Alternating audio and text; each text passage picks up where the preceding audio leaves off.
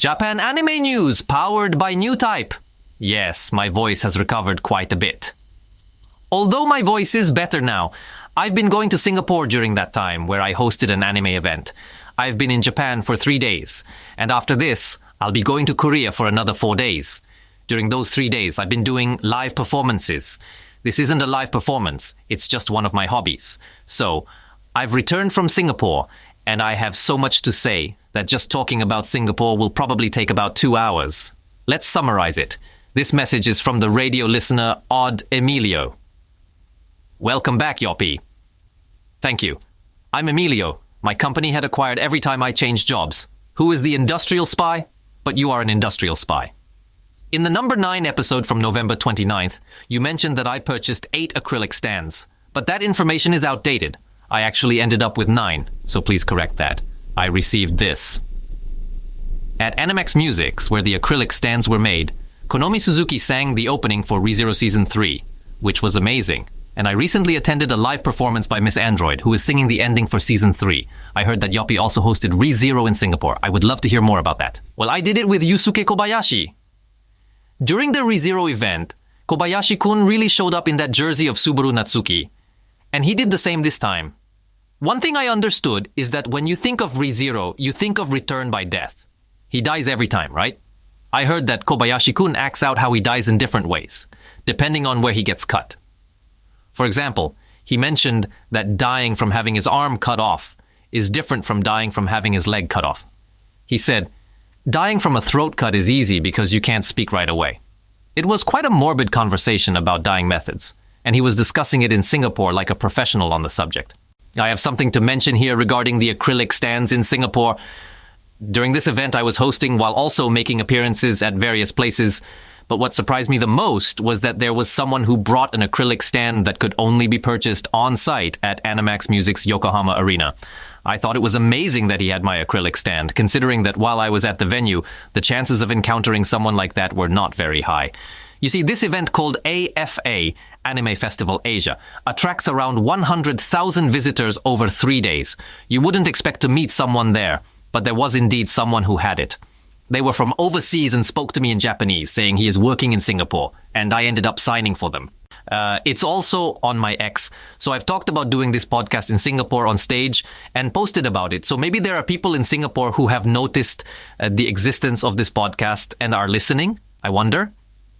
There have been so many things happening in Singapore that I want to say a lot, but one thing that's amazing is, do you know Sally Amaki? She's a member of a voice acting idol group called 7th of 22. Sally Amaki, a member of this digital voice acting idol group, was born and raised in Los Angeles and is perfectly bilingual. She's perfectly bilingual, but she's starting to present a global version of Shoko Nakagawa at anime events. Because she didn't come to Japan as a sparkling character. In high school, I didn't make eye contact with anyone and graduated without making my presence known at all. By the way, she thought her life would end at 18. It did end. But I managed to survive by becoming a voice actor, and now I'm really here in Japan, which has turned me into quite a peculiar character. I find that interesting, and I've been doing radio together in Japan for quite a while. At this time, I went to Singapore and was speaking in English, and I was also at the venue for the English fan meeting. By the way, there was someone holding my acrylic stand at the venue where Amaki Sally was having her English fan meeting. I was watching that. However, what I realized at that time was that it seems that when speaking in English, Amaki-san's personality is different. That's right. According to her own words, she is said to be lovely when speaking in Japanese. I thought, she says that herself? She's lovely, but when she speaks in English, the perfectly hilarious Amaki Sally is so entertaining that I suggested to the person in charge that the audience should connect with her, and we created a secret Discord together. We set up a Discord with the rule that we absolutely wouldn't tell any important people at Sony. In that Discord, there was a post asking everyone to write down what they liked about Amaki Sally, and one of the comments said, fearless and outspoken. It seems that being able to speak without fear is appealing as a personality in English, and it was noted that her personality is completely different in Japanese and English, which is amazing. This is completely similar to how Shokotan's personality changes when it comes to things she likes, but really, we need saviors for oppressed people like us, don't we? I feel like Amaki Sally has the potential to become that, and personally, I hope she does. That's about 1/10 of what happened in Singapore. More and more. I've already hosted 9 stages just on stage alone, and next week I'm going to host 8 stages in Korea. How much do you think I have to talk? In the midst of all this Japan anime news is aimed only at those who like it. But I received an email from a listener named Melon Soda. Hello, Yoshida-san, and all the staff. Nice to meet you. This is my first email. I've been enjoying listening every week since the first episode. Thank you very much. Last time, it was mentioned that a song from Sakura Wars was used in a commercial for Otsuka Pharmaceuticals' body maintenance drink. Have you seen the commercial? No, I haven't seen it yet. Has it already started airing? Did it start while I was in Singapore? It's already December after all. The video is from the perspective of those participating in the year-end festival. Is that so? It's from the Comiket perspective, huh? By the way, I'm going to Comiket. Yes, just to let you know, I'm promoting it. I mean, I'm writing under my name, but I'm using my X account, and I'll be at East A48B on Monday, December 30th. This time, I'm planning to record and release an Otaku Rakugo CD, but the deadline is around December 10th, and I'm coming back from Korea on December 9th. Can I really do it? Seriously, I haven't written a single bit of material yet. Well, I'll do my best. So, yeah, this time it's from a Comiket perspective. As someone who has always been helped by doujin creators, it has become a precious commercial for me. No matter how many times I see it, I can't help but get teary-eyed. I felt deeply moved that even the commercials aired on terrestrial TV have changed. Is that so? By the way, as a side note, my younger sister loves the Sakura Wars games, and I only know about them because I secretly played them while she was playing them in real time. Isn't that going to get found out? After that, my sister worked at Sakura Cafe, the official Sakura Wars cafe that was in Ikebukuro. She really was into it, wasn't she? By the way, I haven't seen the Body Mental commercial, so should I check it out now? It's probably online, right? Body Maintenance CM. Oh, really? Huh, what's this? It says the day hashtag C105. Is this the 105th Comiket? I'm going to skip the sound around here. This is the first time I've seen it. What is this serious thing? I'm surprised. It's not just a joke. It seems like someone who understands everything made this. The scene of the new staff training for Comiket. This commercial is amazing. Oh, I'm shocked by this. Moreover, they used actors like Mugi Kadowaki and Miyu Tomita, who are serious acting talents and are currently starring in movies. Wow. I'm really surprised. On top of that, the way they used Sakura Wars is very appropriate. It's an era where they understand this much when creating something. Well, it's incredible. I can really relate to the feeling of not being able to meet the Comiket deadline, so my empathy has increased. Something significant is happening. I mean, otaku people aren't straightforward, so they probably won't say anything about being featured. But I think everyone who loves Comiket should definitely watch this. I believe it has a structure that won't go viral on social media in this state. It's amazing. Yeah. Regarding this, I had such an interest, but let's move on to another topic. This time, Kapain has sent a very long email again. Hello, Yoshida-san. This is Kapain back in America. Thank you for your hard work. The other day, while I was checking in for my flight to America at the Tokyo airport, I suddenly received a call from my high school daughter, but I was busy, so I hung up quickly. It's natural, for you were in the middle of check-in. She rarely calls, so I thought something was wrong and called her back. She said, I'm going to the Ado concert next year with my friends. Will you come with us? And I was surprised.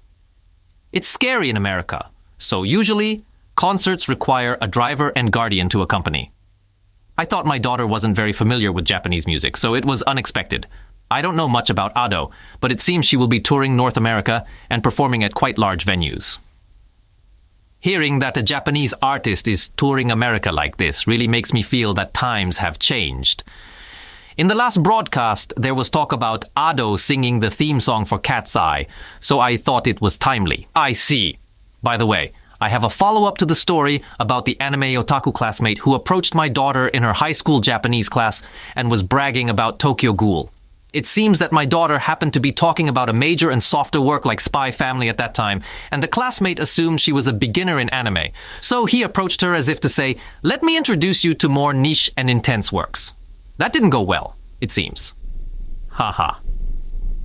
My younger daughter is also taking a Japanese class, and she has a similar experience, with boys trying to approach her while showing off their knowledge of anime. It seems that this approach doesn't work for them. I think there are many people in Japan, regardless of gender or age, who are extremely knowledgeable about anime, so I don't think such tactics can be used carelessly. What do you think? You might say that, but can I simply conclude this? I don't think this pattern has ever been successful in history. I've never been told, oh, you know a lot about anime, that's wonderful. I really don't think that will happen. I found the episode about Tomofumi Tanisawa's experience in Mexico from the last time very interesting. It was about how he was surprised to hear the theme song of Kimi ni Todoke as a ringtone in a village. That must have been quite a shock. I also saw American teenagers seriously discussing things with their teammates for a long time after sports practice. And I thought it was probably about team coordination or practice routines, but I never imagined it would be about a sequel to the anime Kimi ni Todoke. That's really true. I would love to hear more episodes from other people overseas. By the way, when you open Crunchyroll, you see the top 10 popular works in America. For reference, as of December 1st, the list is as follows. As 10th, Tower of God. 9th, My Hero Academia. 8th, Demon Lord Retry. 7th, Shangri-La Frontier. 6th, Jujutsu Kaisen. 5th, Blue Lock. 4th, Demon Lord 2099. 3rd, the healer who was banished from his party is in fact the strongest. 2nd, Dragon Ball Daima. 1st, Dandadan. The rankings change very frequently. Also, on American Netflix, titles like Ao no Hako and Ranma Half seem to be among the top. P.S. I was glad to see posts from others besides myself last time. Radio name Emilio, sorry if I got it wrong, my American company also went through a merger before. Here. There's a joke that when there's a rumor or fuss about a merger, employees are often the last to know the news. It's quite common in America for general employees to find out after it has been reported in public news or at the same time. There are so many areas we could expand on, but what should we do about this? Well, shall we move on to this week's anime news? By the way, both Singapore and Mexico will have Ado-san attending.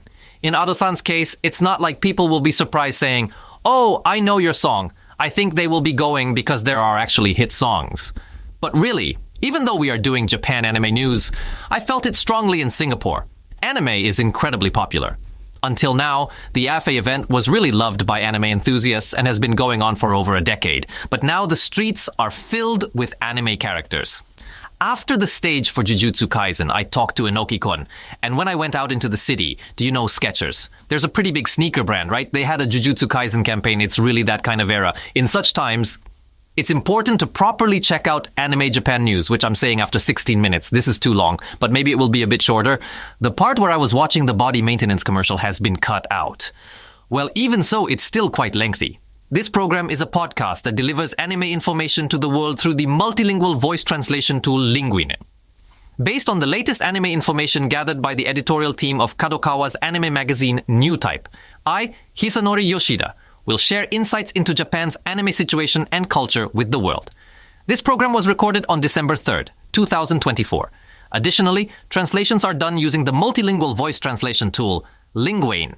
Please note that non-Japanese languages may contain inaccuracies due to AI translation.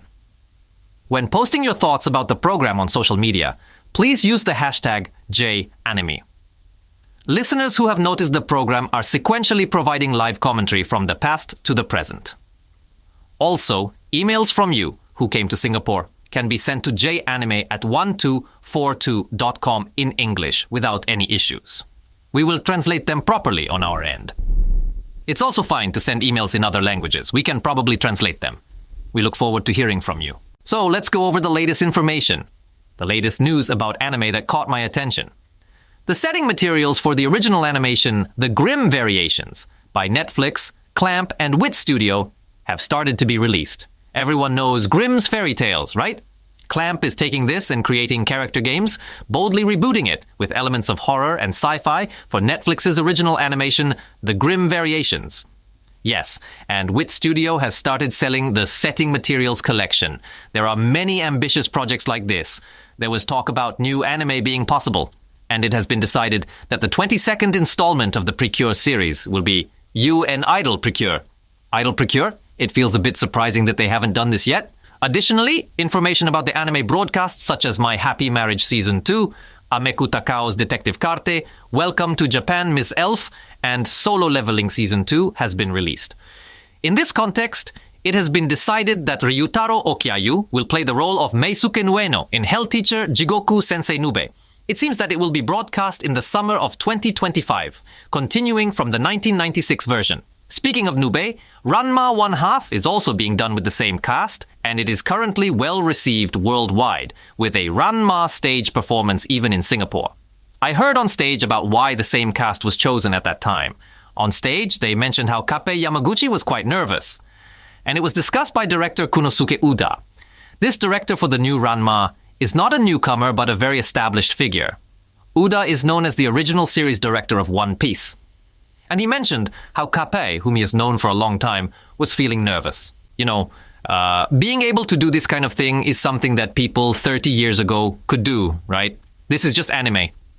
Do you know that a movie called The Case of Hana and Alice was released a long time ago? It was directed by the renowned Japanese live-action filmmaker Shunji Iwai.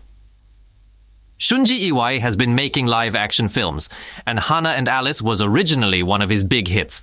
After about 20 years, he turned it into an anime called The Case of Hana and Alice. The reason for this, as I heard, is that originally it starred Suzuki-an and Aoi Yu when they were teenagers. Shunji Iwai really loved those two and wanted to continue the story. However, 20 years had passed. After 20 years, it would be questionable to have them play teenage girls again, right? So he thought that if it was through voice acting in an anime, it could work. Hearing that made me think of Shunji Iwai as an otaku.